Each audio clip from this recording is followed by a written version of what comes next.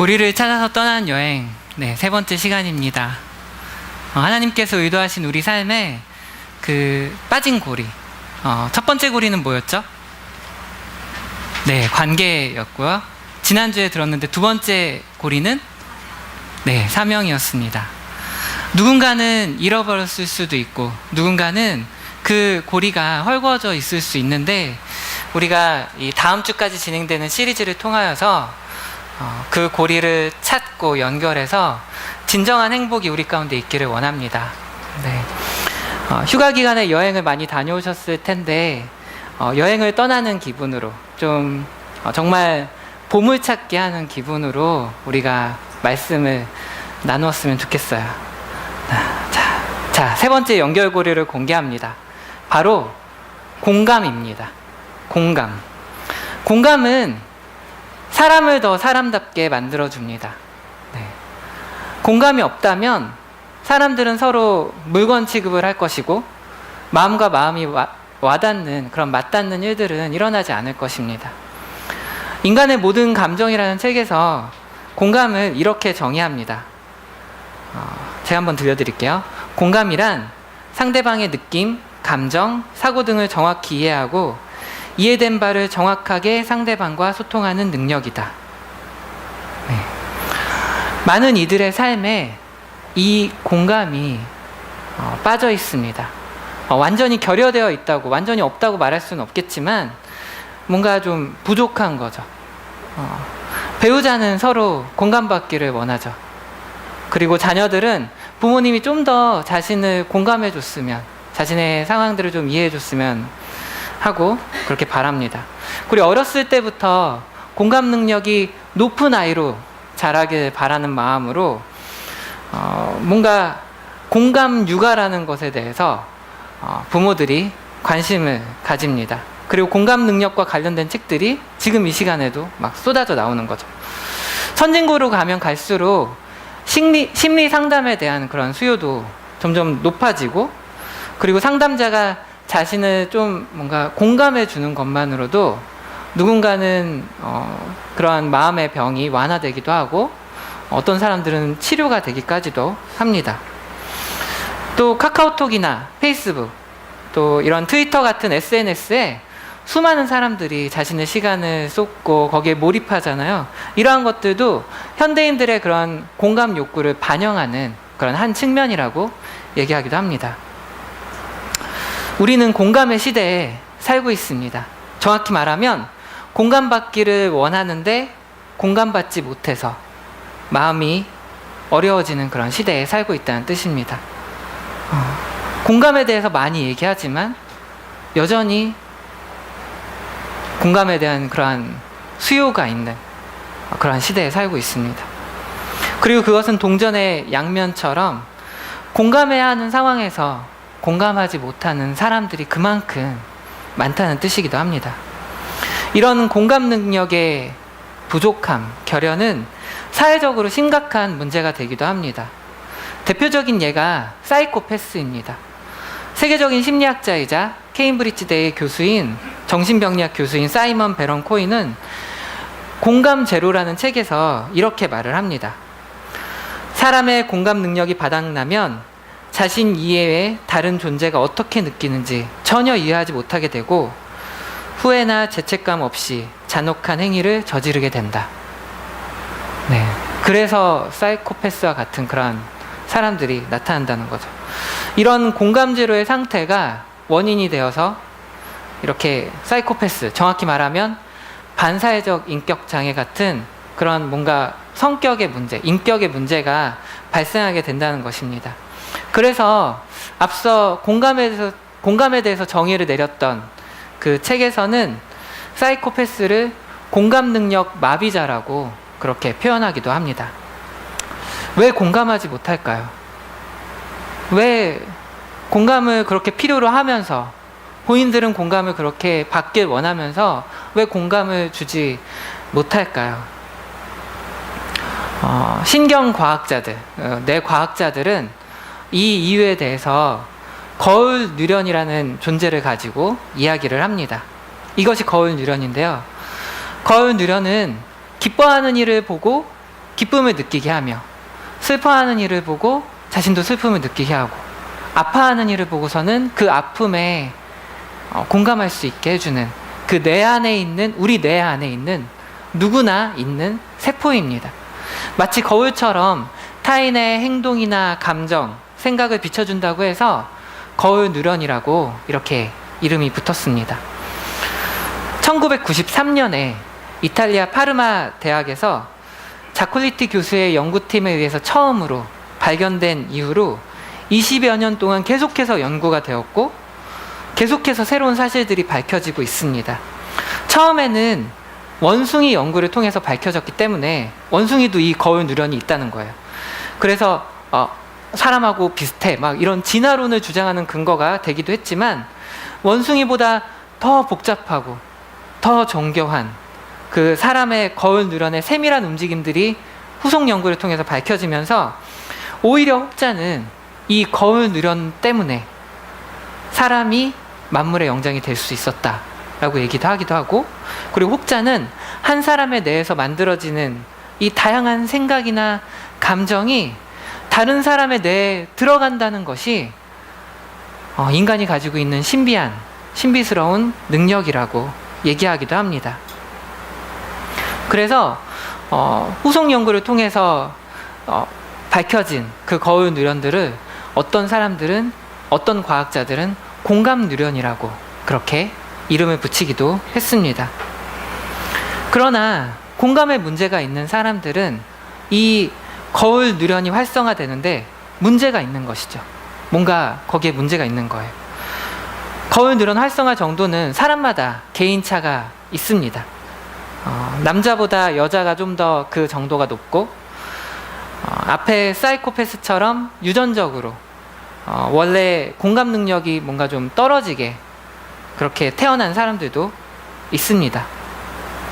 그렇다면, 그러니까 여자들이요, 남자들은 원래 공감 능력이 떨어지게 창조되었대. 그러니까 남자들에게 공감받기를 바라지 마 라고 얘기할 수 있을까요? 사이코패스는 태어날 때부터 그런 좀 공감 능력에 문제가 좀 유전적으로 있대. 어떡하겠어. 그러니까 그들이 제의식이 없는 건 어떻게 보면 좀 당연한 거야. 그런 운명이야. 그들만 그 사람들한테 당한 사람들만 불쌍한 거지 뭐. 이렇게 얘기할 수 있을까요?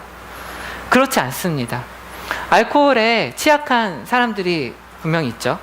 알코올 중독에 걸릴 가능성이 높다고 해서 중독이 문제가 아니라고 할 수 없는 것처럼, 원래 공감 능력이 바닥을 치고 있어서 공감하지 못하고 죄책감 없이 반사회적 행동을 하는 건 역시 문제가 아니라고 할 수가 없는 것입니다.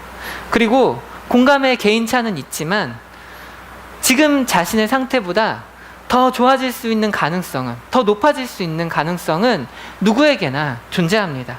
신경이라는 게 계속해서 자극을 주면 그 활성화가 더 잘 쉽게 일어날 수 있는 것이잖아요. 그런 것처럼 거울 누런 역시 마찬가지라는 거죠.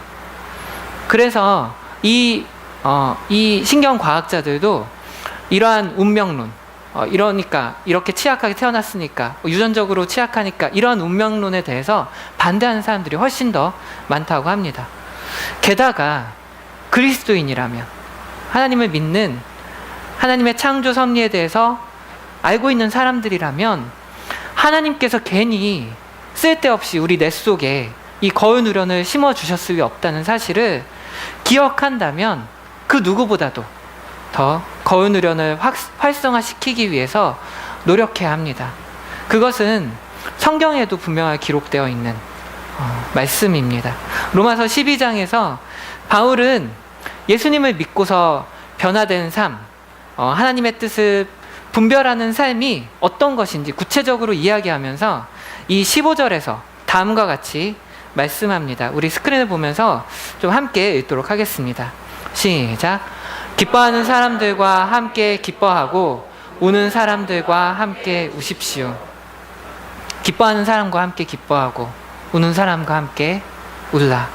누군가의 기쁨, 슬픔, 아픔, 즐거움, 불안함, 공포, 두려움, 사랑, 뭉클함, 뭔가 분노, 이러한 수많은 감정을 거울 누련을 통해서 느끼고 공감하는 삶이 하나님의 뜻을 분별하는 삶의 한 측면이라는 거예요.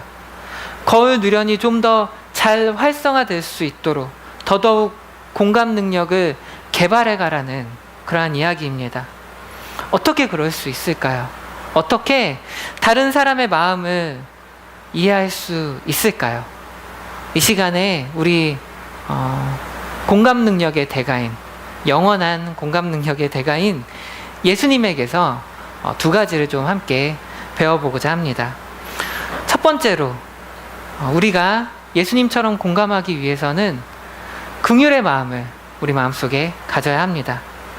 지난주 우리가 들었던 그 두 번째 연결고리가 아까 사명이라고 했었는데, 그 사명은 정말 그 시간에 우리가 이재기 목사님을 통해서 들은 것처럼 인생 전체의 의미와 방향을 결정해주는 근본 목표, 정말 우리 삶에 없어서는 안 될 중요한 요소입니다. 그러나 긍휼의 마음이 빠진 사명은 반쪽짜리입니다. 긍휼의 마음이 빠진 채 사명을 위한 삶을 살고 있다면 그것은 반쪽짜리라는 거죠. 분당 우리교회 이찬수 목사님은 자신이 설교할 때 자신의 마음에 긍휼의 마음이 없다면 자신은 울리는 꽹과리와 같다고 그렇게 말씀을 하셨습니다. 사명을 이루는 우리의 동기는 긍휼이어야 합니다. 불쌍히 여기는 마음, 남을 돕고자 하는 마음, 긍휼의 마음이어야 합니다.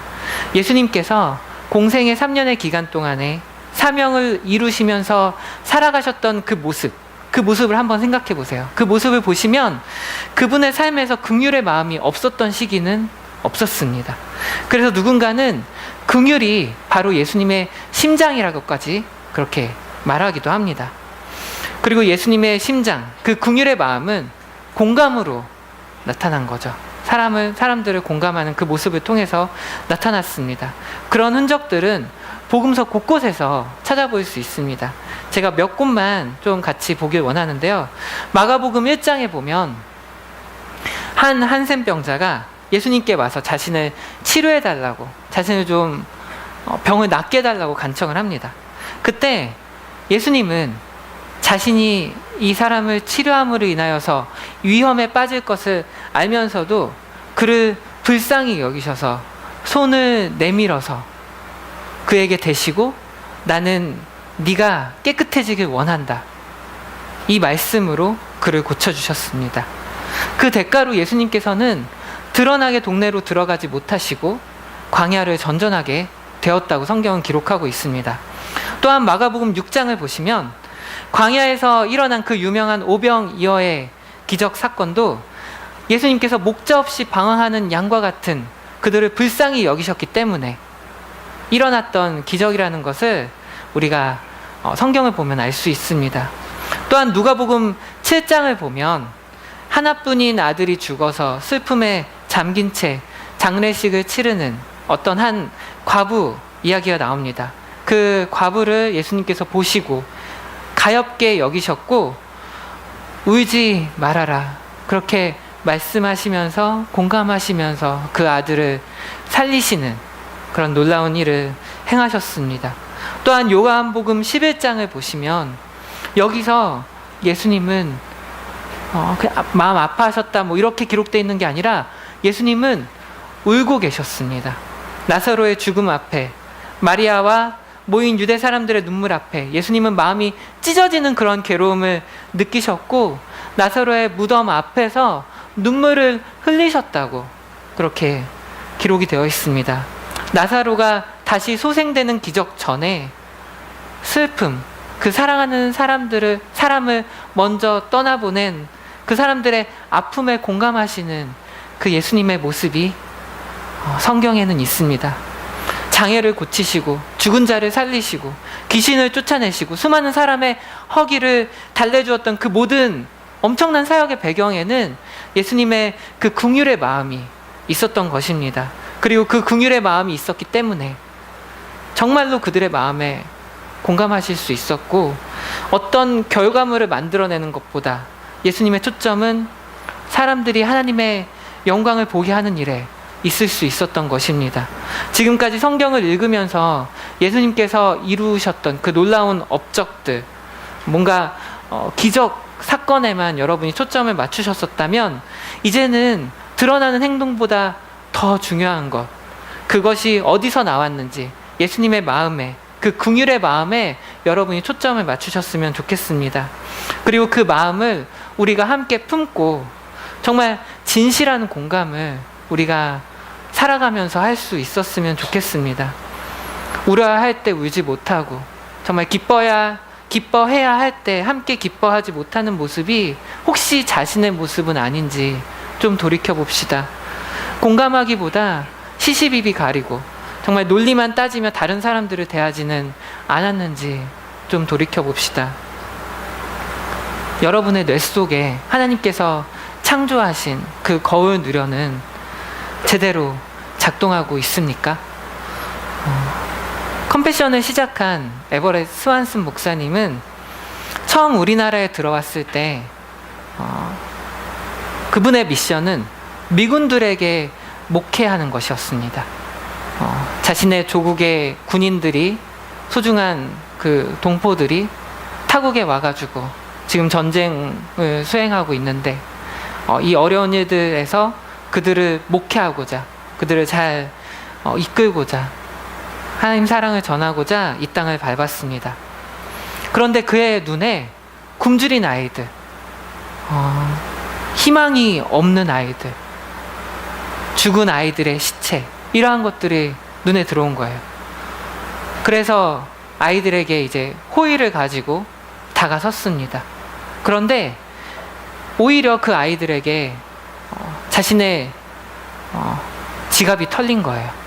자신의 그 미국에서 오면서 가지고 온 전 재산이 들어있는 그런 지갑이 도둑 맞았습니다. 여러분이라면 어떻게 하겠습니까? 시시비비를 가린다면 도둑질한 아이들을 찾아서 대가를 치르게 해야 하지 않을까요? 불쌍히 여기던 그 마음을 잠시 접어두고 자신이 원래 하려던 사역, 타국에 와서 고생하고 있는 그 미군들을 위해서 사역하는 게 뭔가 좀 논리적으로 맞지 않을까요? 그러나 그는 그러지 않았습니다. 한 번 작동한 거울 누련을 멈추지 않았어요. 그래서 후원자를, 자신의 본국으로 돌아가서 후원자를 찾고 $1,050를 가지고 돌아와서 고아원 하나를 짓고 하나가 5개가 되고 21개가 되고, 그래서 22,000명의 전쟁 고아들을 구해냈고 결국에는 하루에 10만 명의 아이들이 식사와 함께 교육을 제공받았습니다. 그가 아이들의 고통을 자신의 고통으로 여길 수 있었던 비결, 시시비비를 가리지 않고 그 긍휼의 마음을 계속해서 유지할 수 있었던 비결은 무엇일까요? 그것은 예수님의 그 심장, 긍휼의 마음이 그에게 동일하게 있었기 때문입니다. 긍휼의 마음으로 우리 뇌 속의 거울 누련을 작동시켜서 진정한 공감으로, 때로는 논리에 맞지 않는다 할지라도, 때로는 좀 이치에 맞지 않는다 할지라도, 때로는 그 사람이 정말로 이해되지 않는다 할지라도 좀 우리가 그들을 긍휼의 마음을 갖고 바라보는, 정말 그래서 예수님께서 하신 사역, 하나님께서 원래 이 땅 가운데서 우리 삶에 의도하셨던 그 사역을 할 수 있는 저와 여러분이 되었으면 좋겠습니다. 두 번째로, 우리가 예수님처럼 공감하기 위해서는 상대방의 필요를 바라보는 눈을 가져야 합니다. 정말로 상대방에게 필요한 것이 무엇인지 관심을 가지고 파악해야 합니다. 공감은 감정만으로 되지 않습니다. 공감은 영어로는 empathy라고 하기도 하고 sympathy라고 하기도 합니다.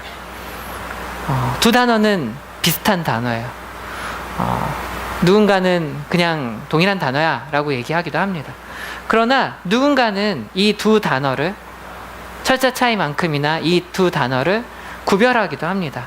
그때 다른 뜻으로 볼 때 그 차이는 공감하는 것과 동정하는 것의 차이입니다.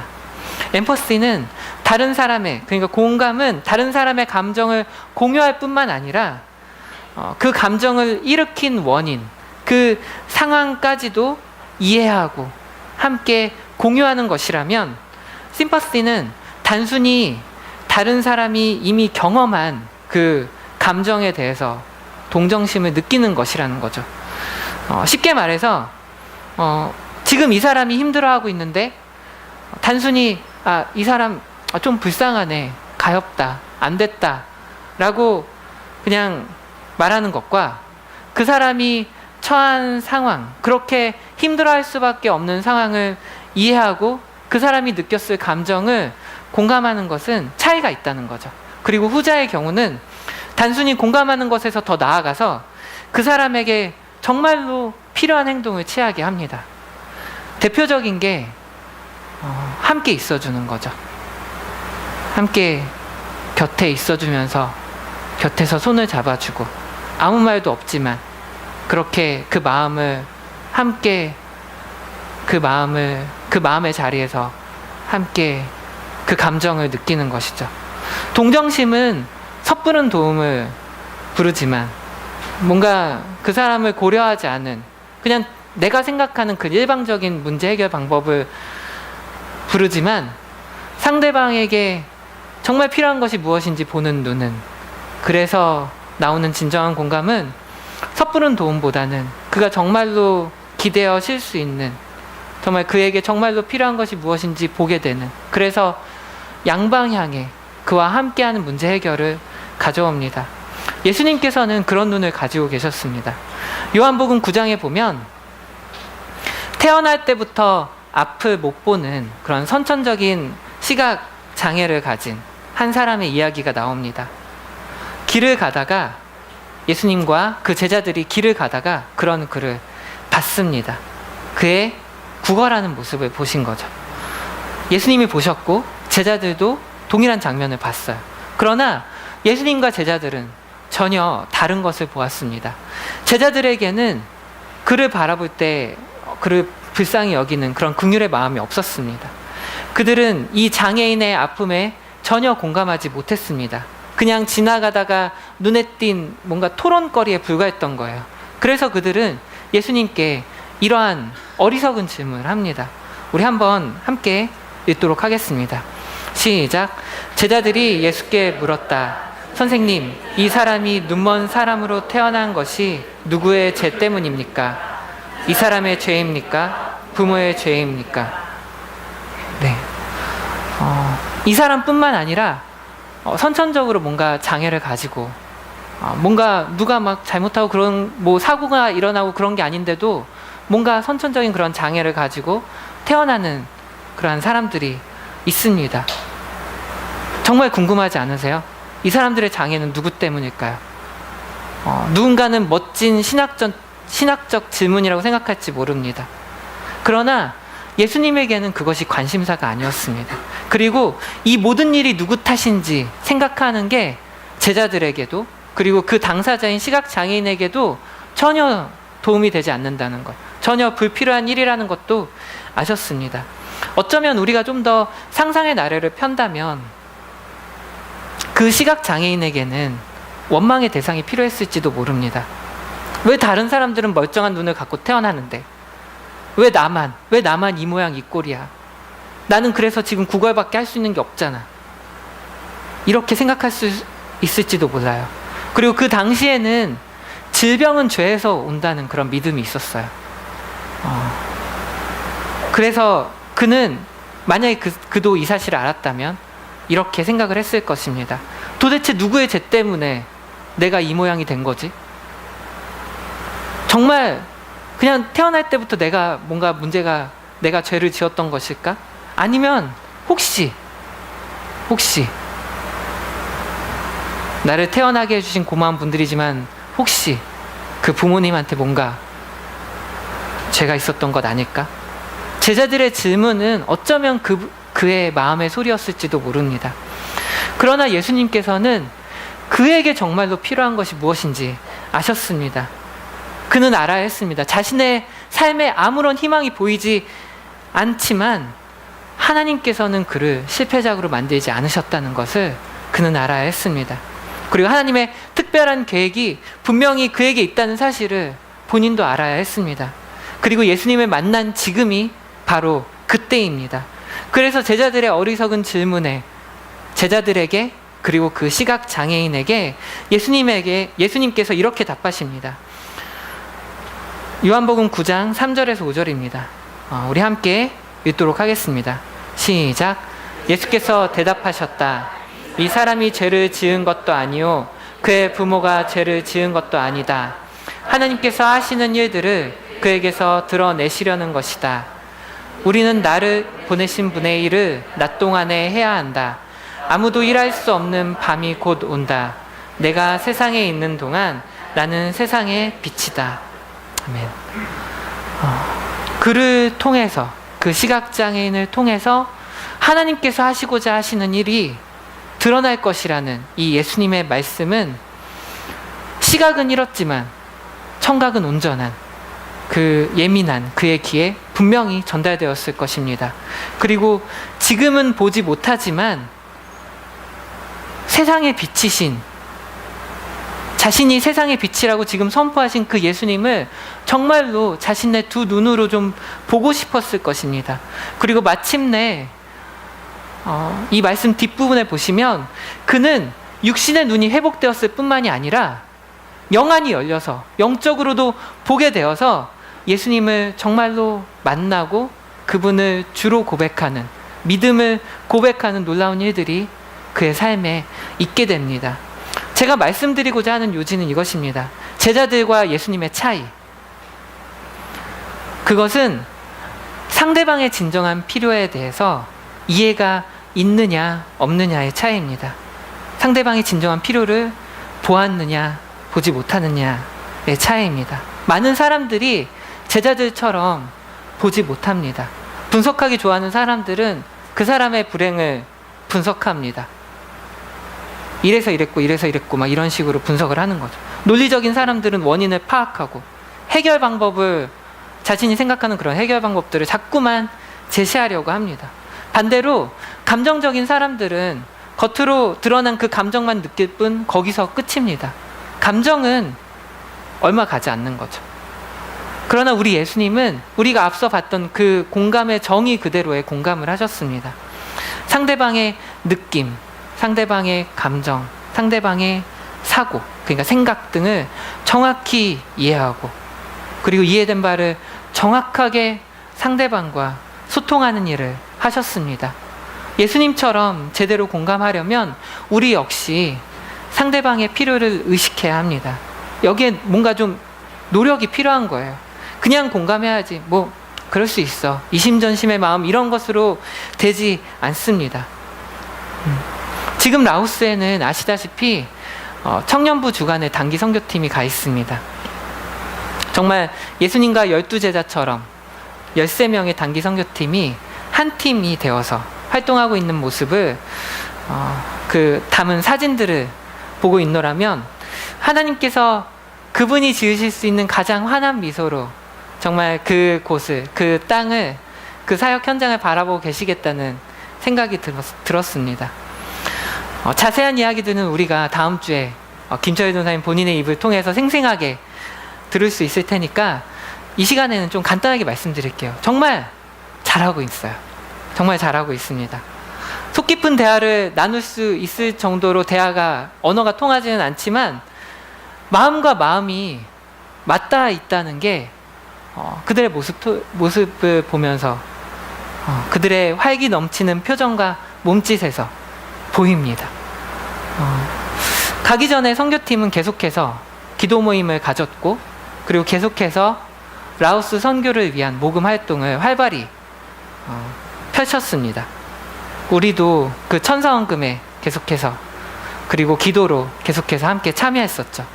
그러나 그들은 그렇게 기도하고 재정을 모으는 그러한 활동들로 만족하지 않았습니다. 시작 단계부터 김요 선교사님께서 그 공유해주신, 그 공개해준 인터넷 사이트를 통해서 현지 상황에 대해서, 그리고 라오스라는 그 나라에 대해서 계속해서 공부를 했고, 라오스 말 잘은 모르지만 자신들이 준비해 가는 것들만큼은, 뭐 이번에 퀴즈 게임이라고 해서 여러 가지 게임들을, 레크레이션들을 준비해 갔는데, 그 게임의 단어들만큼은 라오스어로 미리 공부하고 준비해 갔습니다. 그리고 이렇게 보시는 것처럼 일상 회화도 열심히 준비해 갔어요. 네. 어떻게 그들이 그곳에서, 말도 통하지 않는 곳에서 그곳 사람들과 아이들과 공감할 수 있었겠습니까? 네. 계속 보시면서 잘 안 보이는데 계속 보시는 걸로 봐서 라오스 말을 좀 배우고 싶으신가 봐요. 네. 하나만 알려드리면 노팍시, 무슨 뜻인지 아시나요? 노팍시. 여러분 고수라는 향신료 아시나요? 네, 저는 뭔가 좀 시궁창 냄새가 나서 정말 못 먹는데, 네, 고수를 빼달라는 말입니다. 네, 살아남기 위해서, 네, 음식을 먹기 위해서 고수를 빼달라는 말인데, 아무튼 이러한 단어들을 열심히 준비해 간 거예요. 네, 어떻게 그들이 그곳에서 공감할 수 있었겠어요? 그들을 이해하려는 이러한 노력들이 더해졌기 때문입니다.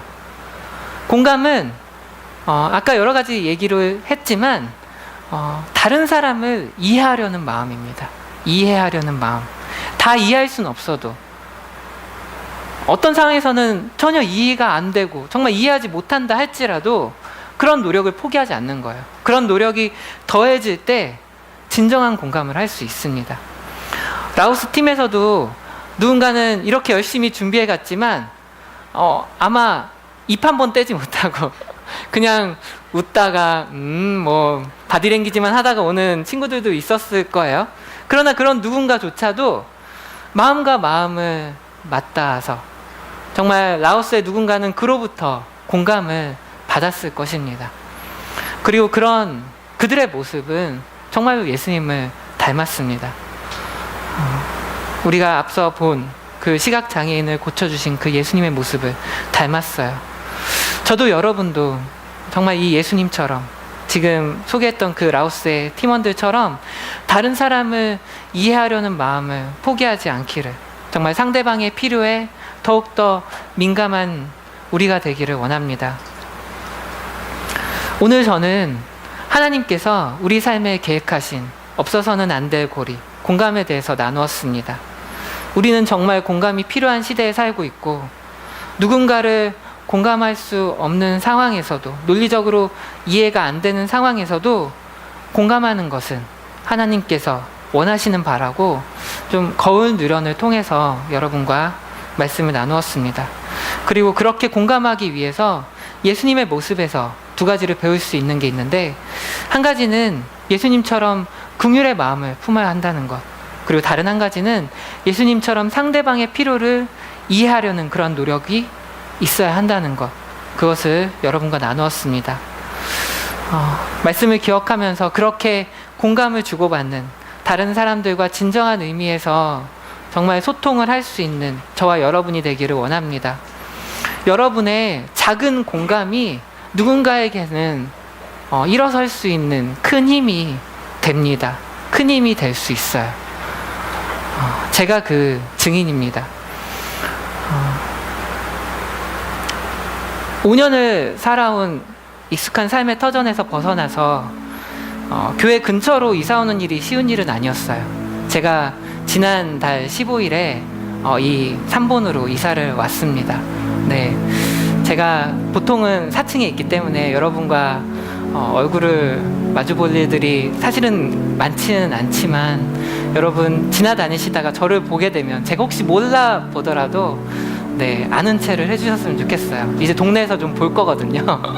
네, 이마트에서 보실 수도 있고, 네, 그러면 정말 반가울 것 같아요. 네, 여러분 만나면 정말 반가울 것 같은데, 제가 이곳 3본으로 이사를 오는 일이 쉬운 일은 아니었지만 정말 오고 싶었던 것은 이곳에 오면 그려지는 그림이 있었거든요. 그려지는 모습이 있었습니다. 제가 마음에 품고 있는 학생들, 정말 그들이, 요즘 학생들 정말 바쁘잖아요. 만나기가 쉽지 않아요. 근데 이곳으로 오면 늦은 시간에도 만날 수 있으니까, 좀 더 만날 수 있는 기회들이 생길 테니까, 그래서 오고 싶었고요. 그리고 저희가 그동안은 막 집에 초대만 받았는데, 저희를 초대해 주시면 가고 그렇게 대접만 받았는데, 좀 이곳에 가까이 오면 집은 비좁더라도 가까이 있으니까 좀 쉽게 초대할 수 있고 쉽게 더 많은 분들을 만날 수 있지 않을까, 그러한 바람이 있었습니다. 그리고 교회가 가까워졌으니까 더 자주 갈 수 있고, 이러한 좀 행복한 그런 그림들이 저에게 있었어요. 이런 행복한 만남을 꿈꿨는데 근 한 달 동안에 있었던 일들은 저를 낙심케 하기에 충분했습니다. 이사 오는 첫날부터 정말 그분들과 좋은 관계를 맺어서 그분들을 주님께로 인도하고 싶다는 그런 마음, 끊임없이 그 부분을 위해서 기도했는데, 이사 오는 첫날부터 동네 주민분들과 갈등이 있었고, 첫째 딸은 다리를 다쳐서 깁스를 했고, 집은 빨리 이제 정돈하고 정리하고 수리해서 초대하고 그러고 싶은데 여기를 수리하면 저기서 수리할 것들이 터지고 짐 정리는 계속해서 미뤄지고, 이 모든 상황들이 저에게 이렇게 말하는 것 같았어요. 군포는 널 반기지 않아. 너 이사 잘못 온 것 같아. 이렇게 얘기하는 것 같았어요. 까딱하면 무너져 버릴 것 같은 그 위태위태한 상황 속에서 저를, 그리고 저와 제 아내, 저희 아이들, 저희 가정을 잡아준 것은, 잡아준 분들은 바로 여러분입니다. 여러분이에요. 누군가는 저에게 힘들겠다라고 말해주었고, 누군가는 저에게 가은이 괜찮아요?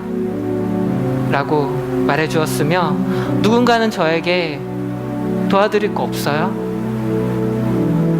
라고 말해주었습니다. 누군가는 안 받겠다는 돈을 던지고 가셨고, 누군가는 선물 꾸러미를 두고 가셨고, 마치 산타클로스처럼 그렇게 선물 꾸러미를 두고 가셨고, 누군가는 아이스크림 쿠폰을 보내주셨고, 누군가는 찾아와 수다 떨어주었고, 누군가는 올 수 없는 환경에 있는 저희 아내와 아이들을 올 수 있도록 차량 운행을 해주었습니다. 이러한 공감이 있었기에 지금 제가 이 자리에 설 수 있는 것 같아요.